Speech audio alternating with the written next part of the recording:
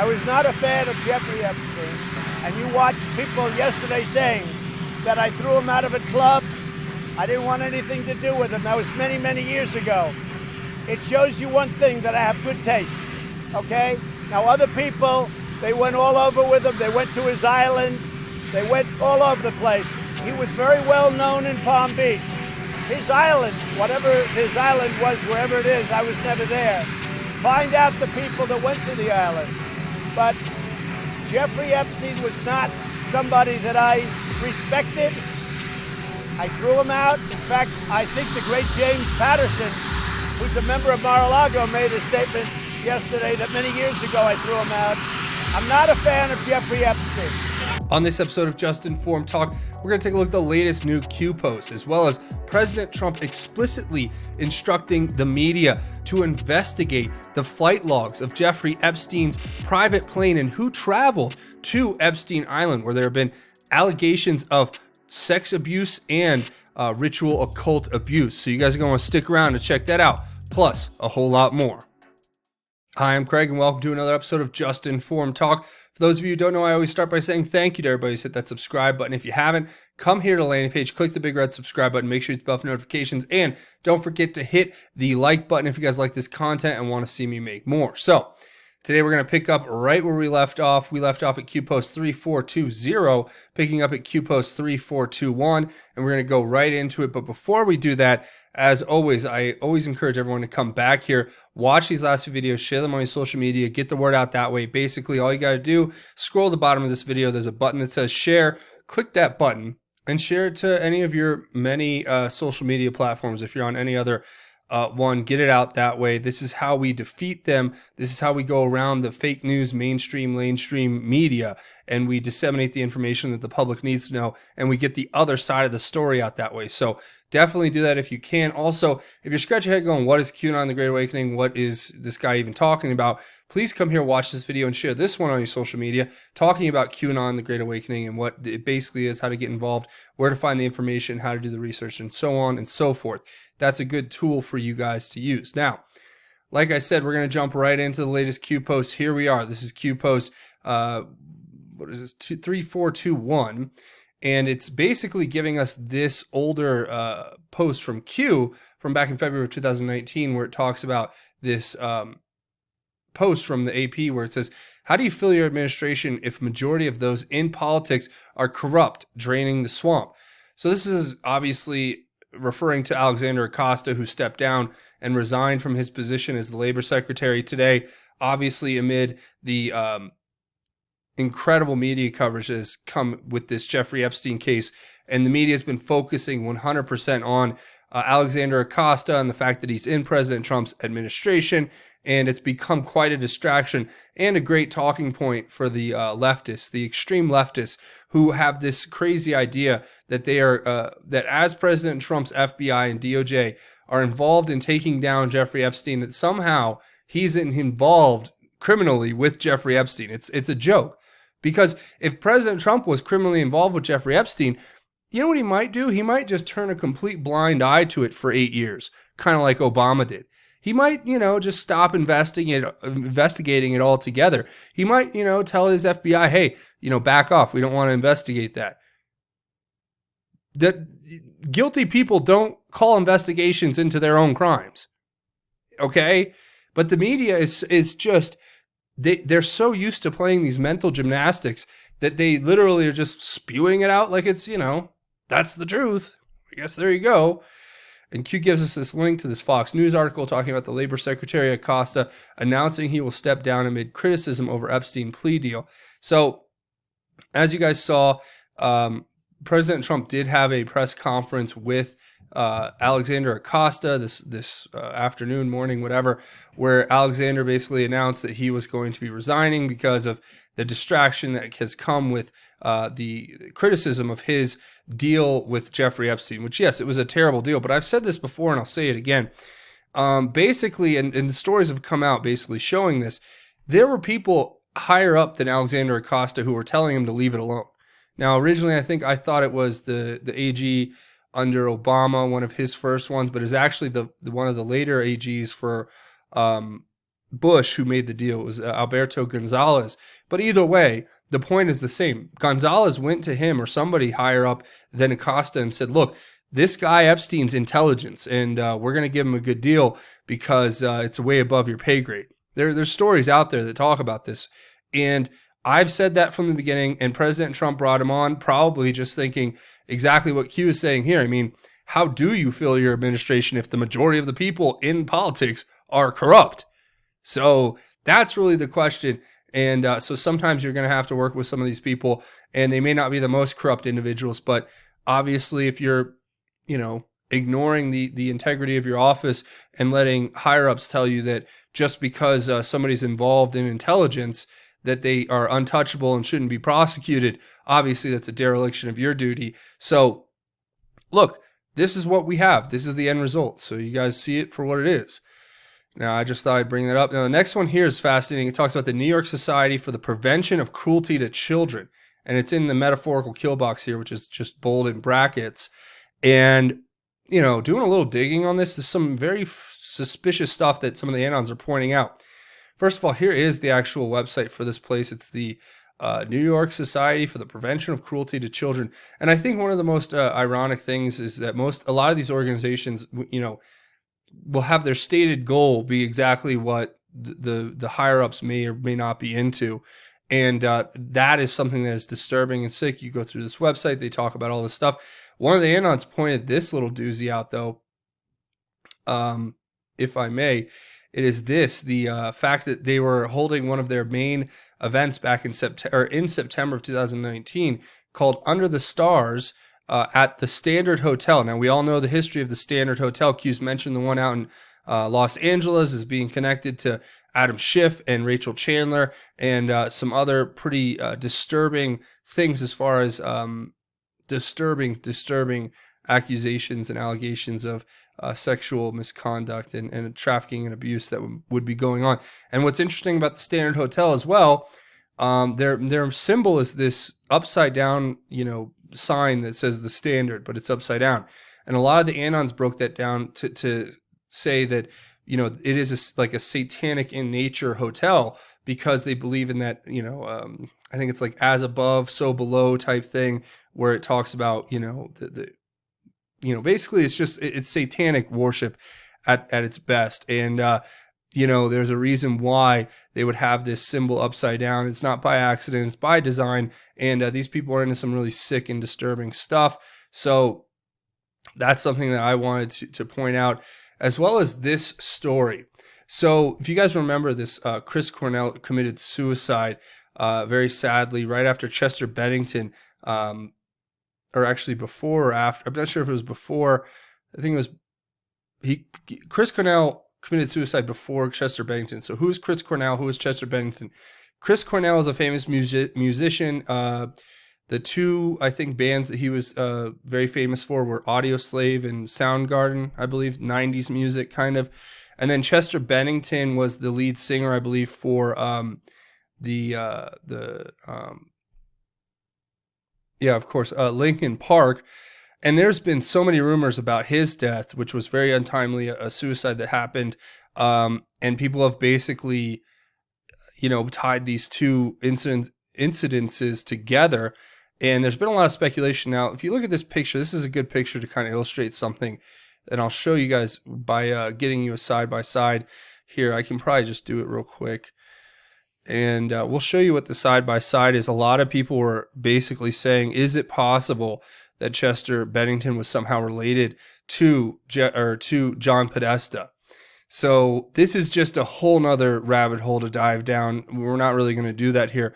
But what's interesting that's been brought up by the graphic that the Anon shared was that when Chris Cornell was found dead with a red exercise band, apparently having killed himself, then a year later, the Anons were pointing out that Vicky Cornell, his wife, now widow, was appointed to the Children's Council of New York Society for the Prevention of Cruelty to Children.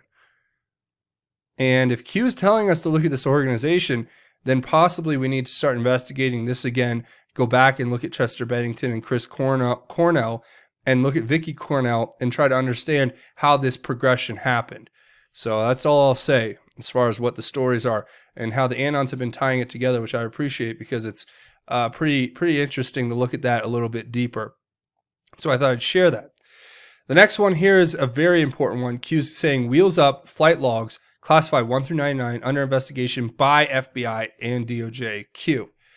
So look, what we know is that President Trump today, as you saw earlier, told the press explicitly, investigate the flight logs of Jeffrey Epstein's private plane and find out who went to his private island, Epstein Island, Little St. James in the Virgin Islands. That's pretty simple. Now, if you look at it, a lot of the travel and trips that seem to be highlighted are things like Q pointed out to us where they go to Punta Cana, which is in the Dominican Republic, which is kind of like near St. James. You could probably catch a boat or something to the island if you wanted to. So that's something I thought was interesting, and that's how they would probably travel, between islands. And but you have to figure out who was actually involved. Here's something that somebody put together over on the boards, which I thought was kind of fascinating. It's basically I haven't been able to verify every name on this list, but it's a running list of people from the Epstein flight logs. Now, you see people like Bill Clinton, Hillary Clinton, Naomi Campbell, Kevin Spacey, Alan Dershowitz, Sophie Biddle, Larry and Lisa Summers, Mark Lloyd, Ed Tuttle, Prince Andrew, Princess Sarah Ferguson and kids, Chris Tucker, and it goes on. The list goes on and on. Two more of the interesting ones Q told us about before were Geraldine Laybourne and Kit Laybourne.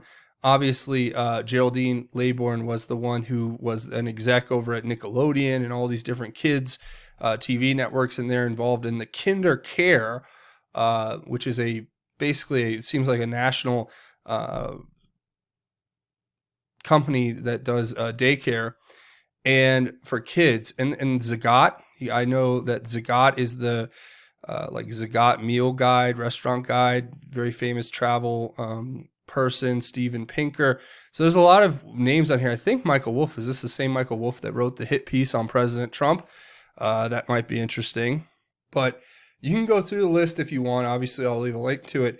A lot of these names I don't know, to be quite honest, but a lot of them are very familiar. So I don't know. We have a lot of information that we need to go to, but here's a good starting point. So any mainstream media journalists out there who don't want to be complete liars and peddlers of, propaganda, possibly maybe start investigating the people who were traveling on Jeffrey Epstein's plane to this island, possibly start investigating what was happening on the island. Let's start there. That should be an easy one, right? There seems to be enough evidence to at least start the investigatory work, right? I mean, please. But anyway, that's why we're here, I guess, because we are the ones that are uncovering this every day. Obviously, this is classified 1 through 99. This is something Q says a lot. I think it encompasses an enormous amount of crimes that we can't be told about, explicitly at least on the boards here, because of obviously that would be a violation of policy with regard to speaking on ongoing investigations. If they started listing the actual crimes out for us, who committed what when, then that would hinder the judicial process of trying to get an indictment and get a conviction of these individuals. Like I said, ongoing investigation. So you can't comment, or you're not supposed to comment on an ongoing investigation because it could undermine the case itself. So this is what Q is telling us that we need to continue to focus on, is the fact that there are all of these crimes that can't be mentioned here but are happening. Now, I've seen some disturbing stuff. We talked about some disturbing things over the last few days with regard to everything from Planned Parenthood to different examples of abuse and human trafficking and things that we've uncovered with Epstein and NXIVM. But this is what we have to confront. This is the evil that we are standing up to and against. And the mainstream media has decided to get in bed with that evil, to not talk about it, to cover it up as best they can, because believe it or not, a lot of them are involved in this evil as well. And as unbelievable as that may seem, that's what we're up against here. Truly, truly despicable and disgusting evil that we are up against. Yeah, it's bad. The next post here, obviously saying Mueller hearing delayed. What are the odds of that? So I guess it was announced today that Mueller's hearing is going to be delayed from July 17th to a later date. Well, what's fascinating about that is I think that has everything to do with what Q pointed out here. I'm going to assume that the leftists, extreme leftists, who were calling Mueller and subpoenaing him to come testify so they could basically have their little show trial in the House committee. What I think that they underestimated was the fact that Q was going to come back. And Q came back and basically laid it out and said, yeah, we're very glad that you scheduled his testimony for July 17th, the same day that the B-2 stealth bomber made its first flight. It's very possible that Mueller's going to say things that you're not going to like. And then with that, they went, oh, holy moly, we made a big mistake. We're going to have to push this back and delay it, and then maybe hopefully just cancel it altogether. That might be it. Not to mention the fact that if Q is projecting a date, right, this is another beauty of what we do here on the boards with Q and all of this information. So Q puts a date out there like July 17th and gives it a meaning by associating it with the first flight of the B-2, which was a stealth bomber, which then connects to Robert Mueller and Attorney General Bill Barr, who would be B-2 Bill Barr. So making those associations, he shows basically that date has some significance and that it's going to have an important impact in a positive way toward what we're doing here. So what do they do in response? Like, as predictable as it gets, they shift and move the hearing, right? So, I mean, it's fairly obvious. It's moves and counter moves, as Q would say. So that's something I thought was fascinating. Now, the next one here is this Twitter post, which was from CBS talking about the post there, what I showed you earlier, which was President Trump calling out the media and telling them that they need to investigate who was going to this island, right? That's really what is very important. And President Trump says that Jeffrey Epstein was somebody that he didn't respect.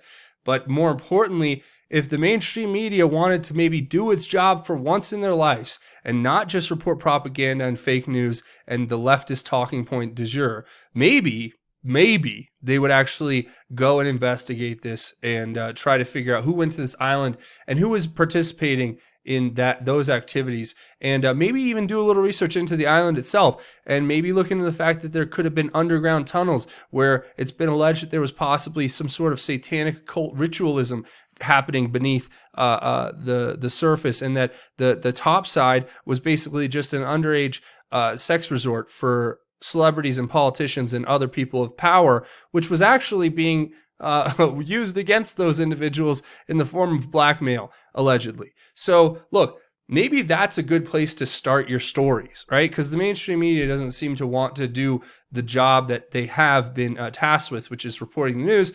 They want to propagandize the story. They want to draw the narrative, and they want to spin the story as they see fit. So, that's what we're up against on a daily basis. Q quotes POTUS, President of the United States Trump, saying, find out the people that went to the island. And Q says, Anons know. Q. Yes, we know who went to the island. It was a joke watching yesterday. Basically, it was Alan Dershowitz saying that, Bill Clinton and we never went to the island. We never did any of that stuff. And you're just sitting there. It's almost transparent, the level of, complicity and corruption that these people are involved in. And it's just like what Q said here. How do you fill your administration if a majority of those in politics are corrupt? Again, how do you get people to work for you in the media and to tell the truth if they are corrupt? As in Alan Dershowitz defending Jeffrey Epstein and getting him the sweetheart deal, hanging out with the Rothschilds and the provost and the president of Harvard. I mean, these people are just in a different world, and they live by a different set of rules than the rest of us. And it's really something that we have is becoming more and more clear every single day. So Q just tells us that we know, and we do. So, you could take that however you want. Here's something I thought was pretty funny. This was a tweet by this person, Tegan Goddard, that says, it's an article, I guess, talking about how how QAnon makes people miserable. Don't know who you are, Tegan, but you seem to be really, really, smart guy, right? Which is hilarious, and I'm being sarcastic. Obviously, Q says to that, try harder. Nothing can stop what is coming. Nothing, Q. And here is the piece from Tegan Goddard's Political Wire, which is quoting Vice, I guess, saying, quote, one of the most disheartening signs of our advancing hell world are the thousands of people who wholeheartedly believe in the deranged conspiracy theory known as QAnon. Well, that's fascinating. That to me is a quote that's, as President Trump says, the fake news, lamestream media puts out their suppression polls to try to discourage and dissuade people from getting involved or to make people believe that they're being, or that they don't stand a chance, so on and so forth. This is basically just a suppression story. This person gives nothing here that has anything to do with the reality of what QAnon is. Here's another quote. It says, it's near impossible to summarize the entire QAnon conspiracy theory as it's fluid and ever-changing. The nuts and bolts are that a secret government insider, the titular Q, has taken to the internet forum 8chan of all places to drop clues known in the community as Q drops breadcrumbs about how President Trump is taking down the deep state. The conspiracy takes some twists and turns into the occult, an ever-present cabal of pedophiles, possible executions, and the idea JFK Jr. may have faked his own death and is cosplaying as an old guy who goes to Trump rallies. Quote, while the QAnon conspiracy often feels like an elaborate troll an online community of real actual people has built up around it. I mean, look, if you're going to, what's the point of this story? To take these random quotes out of context that aren't even true? First of all, here, let's break this down. Nobody thinks that some people do, let's be honest, but I don't think that the guy when they say the old guy who goes to Trump rallies, he has a name. His name's Vincent Fusca. I've met him a few times. Very nice guy, but I don't believe he's JFK Jr. Is he a patriot? Yes. Does he love this country? Yes. Is he trying to help President Trump get elected in 2020? Yes. Does he have a good mind on him and he's a sharp guy? Yeah. But definitely not JFK Jr. So there's one that we just basically shot down. An ever-present cabal of pedophiles. Well, what do you call Jeffrey Epstein and the things that we're uncovering about NXIVM? I mean, and all the other things that are happening, the national arrests across the country that are happening basically every week, where we have dozens of people being arrested for all types of different crimes against children, sex crimes against children. But no, it just doesn't exist. We're just a bunch of deranged occultists, right? And they don't even take the time to explain what it is. They just use these, just completely stupid, nonsensical quotes that don't even have anything to do with what the reality of the situation is. Yes, it's an insider. It's multiple insiders. It's not just one. It's people who are dropping clues to us from the president, because the fake news media, like the Tegan Goddards of the world, basically just lie to you. And they give you these quotes and tell you how awful the QAnon is, and they misrepresent what it is. And it's just, it's a suppression story if I've ever seen one. And I just thought I'd point it out. Of course, Q saying, try harder. Nothing can stop what is coming. Nothing, Q. So they're not even going to address Q anyway, because in their minds, they're going to be found out as complicit with a lot of the things that we're uncovering. And that's when I say they, I mean the mainstream media. A lot of these mainstream media reporters who have been covering it up or working to create, misinformation and lies, mainly looking at people like Michael Isikoff and his involvement in writing the piece that kind of spurred the whole Steele dossier thing. So there's just so much corruption. There are so many feckless, useless people who are trying to pretend that they're, hard journalists, and when in reality they're just a bunch of propagandists and liars, and they don't want to tell you the truth. They don't want to have an open and honest conversation about what's actually happening. Whereas I think right here on the channel, you'll see that that's exactly what we're doing every single day. So that's where we're going to go ahead and leave it. A few more things before we go. Obviously, if you want to help out the channel, come here, click the big red subscribe button, make sure you hit the bell for notifications, and don't forget to hit the like button if you guys like this content and want to see me make more. Watch these videos, share them on your social media, get the word out that way. That helps out big time. Just hit the share button, get it out that way. Also, leave your thoughts, theories, and insights below. I want to hear what you guys have to say about all of this, because your input is what matters. So go down in the comments, and everything that we talked about here will be linked in the description as well. So a few other ways you can help out the channel. Are you going to be in Miami? Do you want to go to an awesome conference and meet a bunch of great people? Do you want to hear speakers like Charlie Kirk and Dinesh D'Souza give us a deeper insight into what we're going through as a country? And do you want to have a chance to get together with a lot of these big social media influencers and get in front of them and have a conversation about the priorities for America going into the future? Well, if you want to do all those things and support some great causes and meet some incredible people, I really would encourage you to come check out. There'll be a link down in the description of this video for the American Priority Conference, which is coming in Miami, October 2019, October 10th through 12th. So if you're going to be in Miami, you already live in Miami, or you want to plan a trip down to Miami in October, please come sign up for the conference. Get your tickets now. Use the link in the description below. And that way they know that I sent you and that you're coming to show your support for both the president. You're going to show your support as Q followers, and you're going to show your support for the channel here. And you're just going to, meet cool, interesting people. That's why I'm going. And I hope you guys join me there. And there's going to be a few other speakers that we can't even announce yet, because they're still working on getting them. But we'll let you know as soon as that happens. But yeah, go check out the link if you guys want to support the channel and meet me down in Miami, October 10th through 12th. It'd be a great opportunity. Also, don't forget to come over here and find me on Twitter at JustInformU, the official Twitter page for Just Inform Talk. And that's cool. Also, come find me over here at justinformnews.com. Links to the Q stuff, different news sites, breaking news, and of course, the latest videos from the channel here.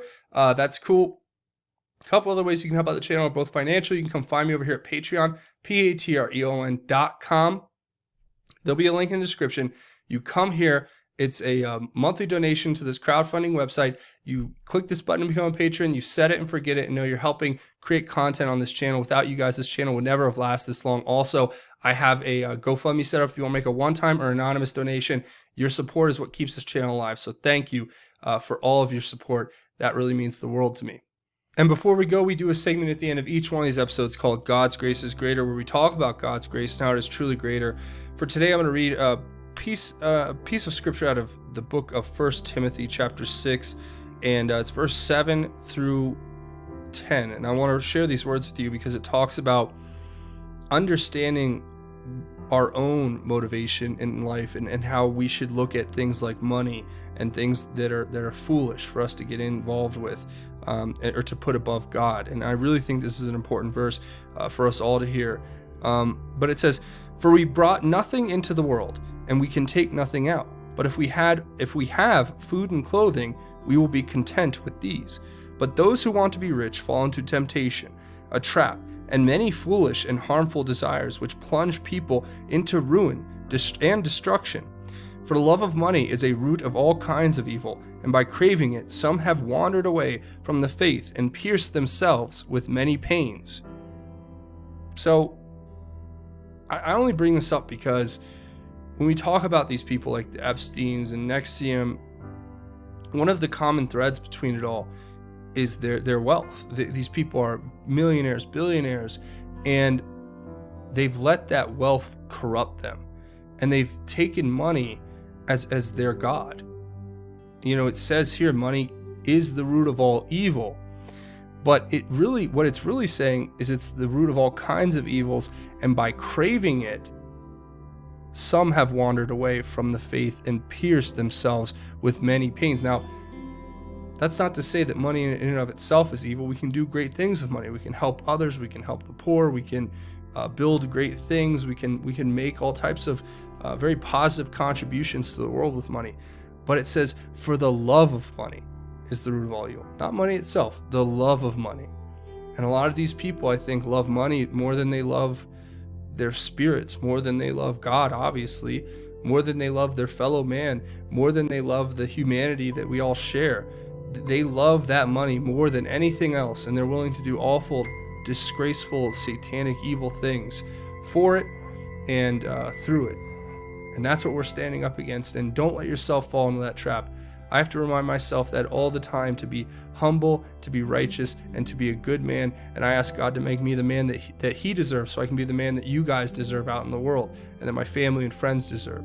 It's the same thing that I hope you guys do, is ask God to humble yourself and to help you become righteous, and to understand that the love of money is what has caused so much evil in this world. And that's what we need to focus less on. We need to focus everything we have on God above, Jesus who died on the cross for our sins, and the Holy Spirit who lives in us every single day. So that's where I'm going to leave it. I want to say thank you guys for watching this episode of Just Informed Talk. And remember, come here, hit the subscribe button. Make sure you hit the bell for notifications so you get notified. And don't forget to hit it, punch it, smash it, bop it, like it, elbow it, whatever you got to do, tap it. Hit the like button if you guys like this content and want to see me make more. That's going to be it for me. Thanks for watching this episode of Just Informed Talk. My name is Craig.